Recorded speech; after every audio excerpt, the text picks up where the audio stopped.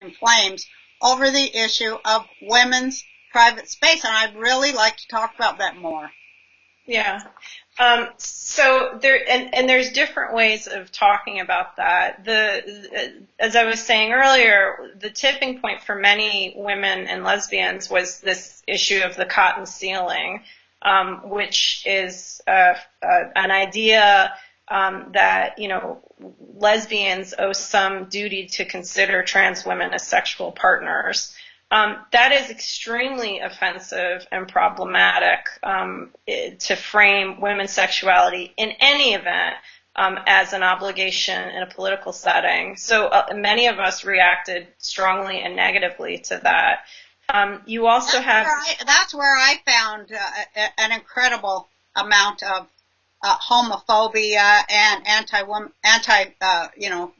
anti-feminist, anti-radical feminist, anti-woman, anti-intelligent attack. I can't believe it. It is so, in so many ways it's counter-revolutionary to the max. It's so COINTELPRO that I sometimes think it's the 60s, because anything that functions to further divide people who believe in equality and justice for all people, anything that seeks to divide that group against each other to make it so that the right wing just keeps winning and absolutely has nobody even attempting to stop them disturbs me greatly. And the issue of women's private space is it's at the core of it. And I don't think anybody knows what it means, including you, Kathy, because how are you going to tell that those are, how are you going to be able to tell? Are you going to have everybody drop their, is everybody going to be subject to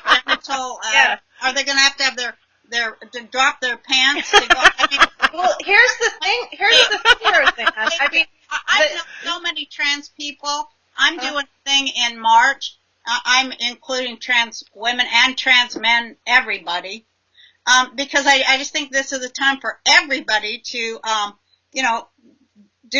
do the thing that it means coming together and coalescing and coming against power for all of our. Yeah. So in some ways, this is so capitalist.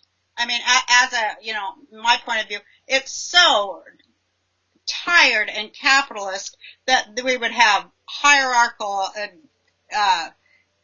But Kathy has a legitimate concern. What are you going to do about it? You're going to check under everybody's hood? Roseanne, let me say this, because I think that your framing is just wrong. Okay. Here's a thought. In a culture that has respect for women, you actually respect women's boundaries. You actually say, here is what this space is for. If you are not able to, say I'm a member of the group that is meeting there, don't go. Why aren't we teaching folks to respect boundaries? And if there was a group and they were saying no fat women are coming in here, I'd be there. I'd be there right now. What you would do is your choice and up to you. What I am suggesting is that the GLBT community as a whole, and also just our culture as a whole, needs to learn to respect women's boundaries. I don't disagree, but what does that mean exactly, women's boundaries? You wouldn't actually have to enforce anything if people respected your boundaries. And I will say this, there are many, many, many trans women who understand that and who are horrified at what they see in activist space pushing women's boundaries. And they're horrified about the cotton ceiling. They're embarrassed about it. And they're also horrified when trans women and men's rights activists have teamed up to target radical feminist space, because they know how to respect. What about all? It seems to be generational too, because what about all these young feminist bloggers that are like, they don't agree. They're the other way.